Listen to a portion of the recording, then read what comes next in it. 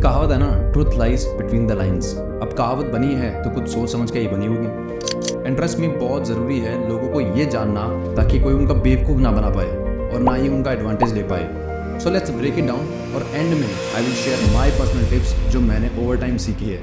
So let's start. Hidden meanings, most important information हमेशा सिर्फ बोली नहीं जाएगी बल्कि उसके हिंट दिए जाएंगे जो कि काफ़ी बार बहुत बारीक होंगे, जो आपको एनकरेज करेंगे सरफेस लेवल के बियॉन्ड देखने में, बियॉन्ड सोचने में और एक्टिवली लाइंस के बीच में रीड करने में, ताकि सच अनकवर हो पाए। कोई भी इंसान अगर आपके सामने झूठ बोल रहा है तो उसके शब्दों में गौर करो, कहीं ना कहीं वो क्लू देगा। Second, multiple perspective. Every story has multiple sides and the truth often lies somewhere in between.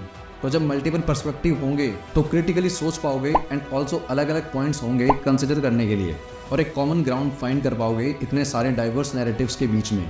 Third, incomplete information. Information अब बहुत रेयरली कंप्लीट मिलती है। जैसा एग्जांपल लेते हैं, आपका दोस्त आके बोले कि भाई तेरी बाइक पुलिस वाले ले गए। क्यों, क्या, कैसे, कुछ नहीं, बस ले गए। जब आप वहाँ पहुँचे तो उन्होंने अपनी साइड की स्टोरी बताई कि इसने नो पार्किंग में पार्क कर दी या जो भी रीज़न था, it is just an example.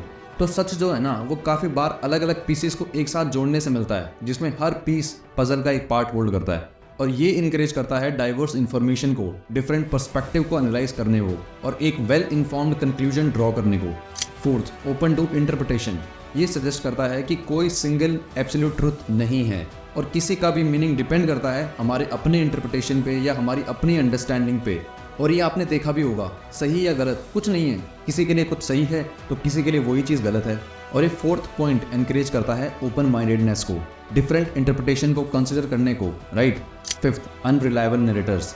अब ये क्या है, आपको कोई स्टोरी सुना रहा है, लेट्स से आपका फ्रेंड या गर्लफ्रेंड ही, वो बायस्ड भी तो हो सकते हैं या हो सकती है, या अनरिलायबल भी तो हो सकता है, या उसके पर्सनल एजेंडा भी तो हो सकते हैं। तो ये हमें क्वेश्चन करना चाहिए नरेटर के पर्सपेक्टिव को और उसके मोटिव्स एनालाइज करने चाहिए। और किसी के साथ साथ ऑल्टरनेट व्यू पॉइंट्स को भी कंसिडर करो to understand the true story. इन टिप्स को ध्यान रखोगे तो सच जो काफ़ी बार बहुत कॉम्प्लेक्स होता है उसको समझ सकते हो। अब देखते हैं माय पर्सनल टिप्स, और ये मेरे पर्सनल एक्सपीरियंस पे बेस्ड है। If you like you can use these as well. So just observe people and their body language. उनके एक एक वर्ड को ध्यान से सुनो और देखो कि क्या वो हर बार सेम ही बोल रहे हैं।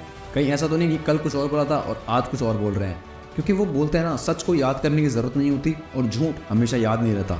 और आज का टॉपिक था ही ये, truth lies between the lines. सच ना हमेशा बीच में कहीं होता है। मतलब लेट्स से एक फाइट में दो पर्सन इन्वॉल्व है, दोनों एक दूसरे को ब्लेम कर रहे हैं, जबकि शायद दोनों गलत भी हो सकते हैं, right. I hope this video was helpful. If yes, please subscribe to our channel and stay connected to your roots. और हाँ, 24 घंटों में से 1 घंटा खुद की नॉलेज पे ज़रूर देना। और अगर आपको इंग्लिश सीखनी है तो आज ही ऑर्डर कर सकते हैं इंग्लिश स्पीकिंग कोर्स सिर्फ 399 में, जिसमें आपको एक पेपर बैक बुक मिलेगी और वीडियो लेक्चर्स मिलेंगे जो कि आपके एड्रेस पे डिलीवर हो जाएंगे। हम सिर्फ चाहते हैं कि आप इंग्लिश सीखो because that is the future.